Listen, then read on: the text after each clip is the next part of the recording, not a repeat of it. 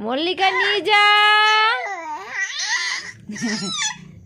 এই মল্লিকা, মল্লিকা, মল্লিকা, মল্লিকা, এই মল্লিকা, এই যে মল্লিকা, হ্যাঁ মল্লিকা, ডাকো ডাকো ডাকো ডাকো, কি হয়েছে? মিমি ডাকো, মিমি ডাকো। মল্লিকা বুঝে ফেলছে আবার ক্যামেরা করছে। এই মল্লিকা,